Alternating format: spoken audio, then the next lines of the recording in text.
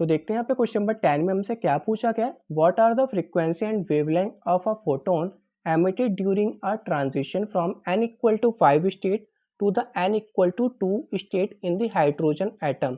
तो हमें यहाँ पे फ्रीक्वेंसी एंड वेवलेंथ बतानी है हाइड्रोजन एटम की जब वो यहाँ पे फोटोन एमिट करेगा ड्यूरिंग अ ट्रांजिशन स्टेट। तो करते हैं यहाँ पे इसको सॉल्व। तो सबसे पहले यहाँ पे कुछ चीज़ें वो मैं आपको यहाँ पे बताना चाहूँगा। जो मैं यहाँ पे आई लेके चलूँगा वो हमारे यहाँ पे क्या होगा, इनिशियल ऑर्बिट होगा। मैं यहाँ पे लिख देता हूँ, वो हमारे यहाँ पे क्या होगा, इनिशियल ऑर्बिट होगा। और जो एफ लेके चलेंगे वो हम यहाँ पे लेके चलेंगे फाइनल ऑर्बिट, वो हमारे यहाँ पे क्या होगा, फाइनल ऑर्बिट। आर एच हमारे यहाँ पे क्या होगा, रिडबर्ग कांस्टेंट होगा। ये हमारे यहाँ पे होगा रिडबर्ग कांस्टेंट, वो हम यहाँ पे सॉल्यूशन में डिस्कस कर लेंगे। और जो यहाँ पे दो ऑर्बिट के बीच में जो एनर्जी गैप होता है इसको हम यहाँ पे डेल्टा ई से डिनोट करते हैं। मैं यहाँ पे लिख लेता हूँ, energy gap between two orbits, between two orbits वो किसके बराबर होता है, वो हमारे यहाँ पे डेल्टा ई के बराबर होता है। और इसका जो फॉर्मूला होता है energy gap between two orbits, वो हमारे यहाँ पे कितना होता है, आर एच। ये हमारे यहाँ पे क्या है, रिडबर्ग कांस्टेंट एन आई स्क्वायर। तो इनिशियल ऑर्बिट का यहाँ पे जो होगा माइनस फाइनल ऑर्बिट का यहाँ पे क्या हो जाएगा, स्क्वायर हो जाएगा। अब हमें यहाँ पे क्या करना है, इसकी वैल्यू पुट करनी है। जो हमारे यहाँ पे रिडबर्ग कांस्टेंट होता है इसकी वैल्यू यहाँ पे क्या होती है, 2.18 इंटू 10 की पावर माइनस 18 जूल होता है। तो हमें यहाँ पे n की वैल्यू गिवन है, वो हम यहाँ पे इसमें लिख लेंगे। तो ये हमारे यहाँ पे कितना हो जाएगा, जो हमें यहाँ पे पहला दे रखा है, जो इनिशियल स्टेट का ऑर्बिट दे रखा है उसकी वैल्यू यहाँ पे क्या हो जाएगी, 5 का स्क्वायर माइनस, और जो फाइनल का दे रखा है वो यहाँ पे क्या हो जाएगा, 2 का स्क्वायर हो जाएगा।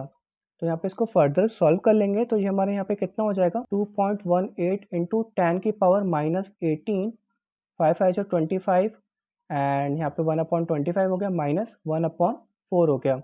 इसको यहाँ पे फर्दर सॉल्व कर लेते हैं साइड में। तो यहाँ पे एलसीएम कितना आ जाएगा, 100 आ जाएगा।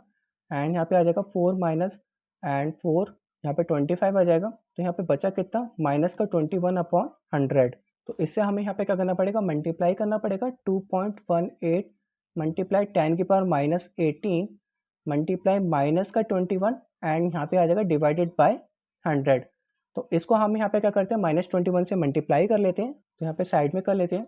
2.18 को हमें यहाँ पे कैसे करना पड़ेगा, 21 से करना पड़ेगा। तो यहाँ पे कितना आएगा, 218 आ जाएगा। फिर 2 से कर लेंगे, 8 2 जो 16 का 6, 1 कैरी गया। तो यहाँ पे कितना आएगा, 2 1 जा 2 एंड यहाँ पे आ जाएगा 3 एंड 2 2 जा 4। तो यहाँ पे कितना आ गया, 8 6 1 7 3 2 5 एंड यहाँ पे आ जाएगा 4।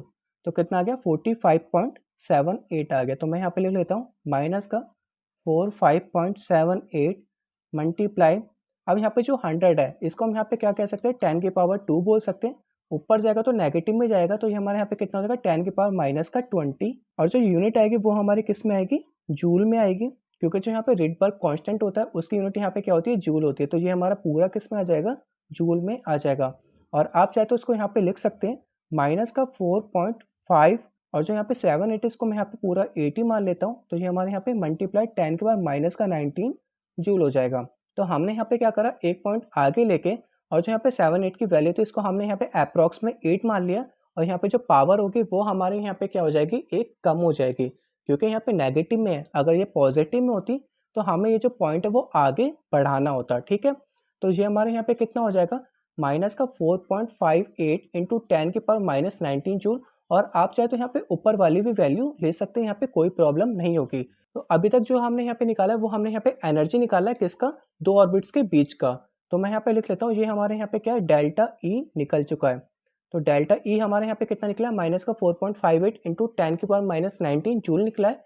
उसके बाद हमें यहाँ पे फ्रीक्वेंसी और वेवलेंथ निकालना था, तो वो हम यहाँ पे क्या करेंगे, राइट साइड निकाल लेंगे। मैं इसको यहाँ पे रफ कर लेता हूँ। तो वो हम यहाँ पे राइट साइड निकाल लेते हैं। और यहाँ पे सबसे पहले हमें क्या निकालना है, फ्रीक्वेंसी निकालना है। तो मैं यहाँ पे लिख लेता हूँ फ्रीक्वेंसी ऑफ फोटोन। तो हम यहाँ पे क्या करेंगे, फोटोन की फ्रीक्वेंसी निकाल लेंगे। इसका फॉर्मूला हमारे यहाँ पे क्या होगा, frequency equal to delta E, जो कि हमारे यहाँ पे एनर्जी गैप था, अपॉन एच। एच हमारे यहाँ पे क्या है, प्लैंक कांस्टेंट है, इसकी वैल्यू भी यहाँ पे फिक्स होती है। तो जो यहाँ पे डेल्टा ई निकाला है वो अभी हमने यहाँ पे कितना निकाला है, माइनस का निकाला था, बट हम यहाँ पे माइनस का ऐसा कुछ लेके नहीं चलेंगे। तो यहाँ पे कितना हो जाएगा, 4.58 इंटू 10 की पावर माइनस 19 जूल था। अब प्लैंक कांस्टेंट की वैल्यू हमारे यहाँ पे कितनी होती है, 6.626 इंटू 10 की पावर माइनस 34 जूल सेकेंड होती है। तो यहाँ पे जूल से जूल कट जाएगा, बचेगा हमारे यहाँ पे कितना, सेकंड बचेगा। अब हमें यहाँ पे क्या करना है, दोनों को डिवाइड करना है। तो दोनों को डिवाइड करने के लिए मैं यहाँ पे 0 लिख सकता हूँ और यहाँ पे क्या करेंगे, पॉइंट से पॉइंट हटा देंगे। तो ये हमारे यहाँ पे कितना बचेगा, 4580। तो यहाँ पे कितना होगा, मल्टीप्लाई 10 की पावर माइनस का 19, जो यहाँ पे माइनस का 34 ऊपर जाएगा तो पॉजिटिव में जाएगा, एंड नीचे हमारे यहाँ पे कितना आ जाएगा, 6626 आ जाएगा। अब हमें यहाँ पे फर्दर सॉल्व करना है। तो यहाँ पे मैं क्या करूँगा, एक जीरो को इंक्रीज करके यहाँ पे एक जीरो हटा दूंगा। तो यहाँ पे कितना होगा, 45800 मल्टीप्लाई यहाँ पे कितना हो जाएगा, 10 की पावर माइनस 19, एंड यहाँ पे कितना बचेगा, 10 की पावर माइनस 33। तो कुल मिला के यहाँ पे कितना बचेगा, 10 की पावर 14 आ जाएगा। तो 10 की पावर 14 एंड नीचे हमारे यहाँ पे कितना आ जाएगा, 6626। मैं इसको यहाँ पे सिंपल डिवाइड कर लेता हूँ और देखते हैं डिवाइड करने के बाद कितना आएगा। तो मैं यहाँ पे क्या करता हूँ, 2 से डिवाइड कर लेता हूँ, पहले इसको छोटा कर लेता हूँ, फिर देखते हैं यहाँ पे कितना आएगा। तो यहाँ पे कितना होगा, 2 3 जा 6, 2 3 जा 6, 2 1 जा 2 एंड 2 3 जा 6, एंड यहाँ पे कितना आ जाएगा, 2 2 जा 4, 2 2 जा 4 एंड 2 9 जा 18, एंड यहाँ पे आ जाएगा 00। तो हमें यहाँ पे क्या करना है, 22900 को किससे डिवाइड करना है, 3313 से डिवाइड करना है, और देखते हैं यहाँ पे कितना आएगा। तो सबसे पहले मैं यहाँ पे 6 से कर लेता हूँ। तो यहाँ पे कितना होगा, 6 3 जा 18 का 8, 1 कैरी गया, 6 1 जा 6 एंड यहाँ पे आ जाएगा 7, 6 3 जा 18 का 8, 1 कैरी गया, एंड 6 3 जा 18 यहाँ पे आ जाएगा 19। तो यहाँ पे कितना बचा, 10 में से 8 गए 2, 9 में से 7 गए 2, एंड यहाँ पे हमारा कितना बचेगा, 8 में से 8 गए 0, 12 में से 9 गए 3। तो यहाँ पे कितना आ गया, 3022 आ गया। पॉइंट लगा के हम यहाँ पे 0 लिख सकते हैं।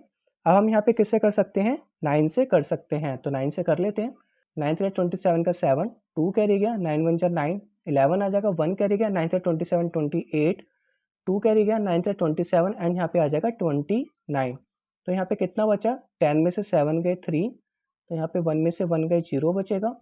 फिर यहाँ पे कितना बचेगा, 12 में से 8 गए 4 बचा। तो कुल मिला के ये हमारे यहाँ पे कितना आएगा, 9 में से 9 गए 0, तो यहाँ पे पूरा कट्टस हो जाएगा। बचेगा हमारे यहाँ पे कितना, 403 बचेगा। पॉइंट लगाया हम यहाँ पे 0 ले सकते हैं। उसके बाद यहाँ पे 1 से करेंगे तो यहाँ पे कितना आएगा हमारा, 3313 आएगा। इसको यहाँ पे सब्ट्रैक्ट कर सकते हैं। तो हमारी जो वैल्यू आएगी फ्रीक्वेंसी की, वो हमारे यहाँ पे कितनी आई, 6.91 इंटू 10 की पावर 14 पर सेकेंड था। तो हम यहाँ पे हर्ट्ज लिख सकते हैं। तो ये हमारे यहाँ पे आ गया 6.91 इंटू 10 की पावर 14 हर्ट्ज आ गया। अब हम यहाँ पे वेवलेंथ निकाल लेते हैं। तो वेवलेंथ का जो यहाँ पे सिंबल होता है वो हमारे यहाँ पे क्या होता है, लैम्डा होता है।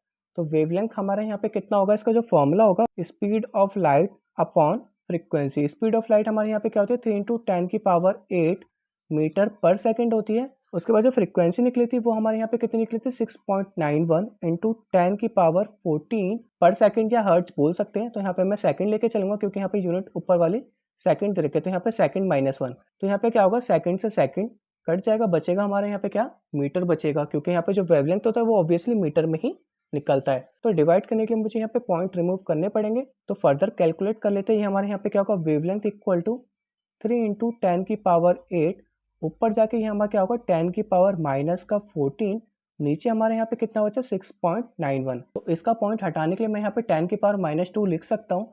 तो ये हमारे यहाँ पे पॉइंट हट जाएगा और यहाँ पे क्या होगा, 10 की पावर -2 आगे आ जाएगा।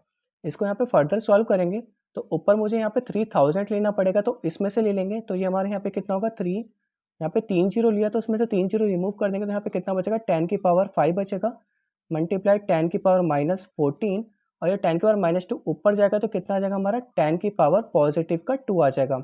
एंड नीचे हमारे यहाँ पे कितना बचेगा, 691 बचेगा। तो 3000 को मैं यहाँ पे 691 से डिवाइड कर लेता हूँ। तो यहाँ पे साइड में डिवाइड कर लेते हैं, देखते हैं यहाँ पे कितना आएगा।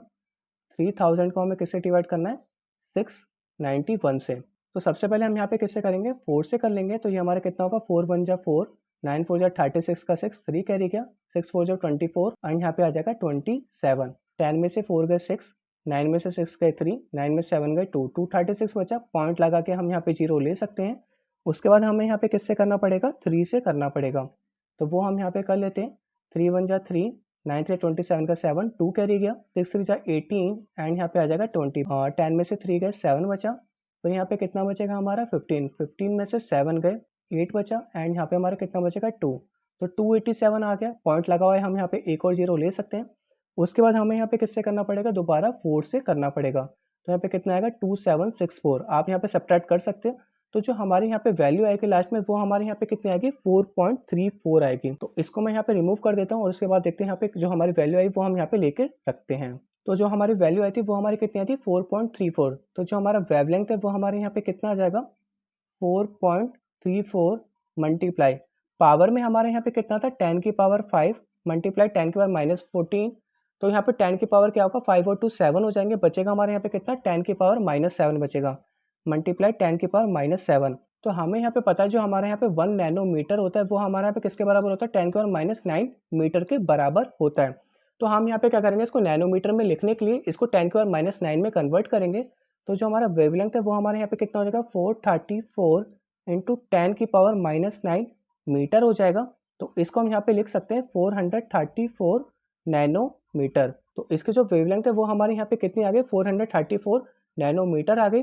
और जो फ्रीक्वेंसी आई थी वो हमारे यहाँ पे कितनी आई थी 6.91 इंटू 10 की पावर 14 हर्ट्ज आई थी, या कह सकते हैं पर सेकंड आई थी।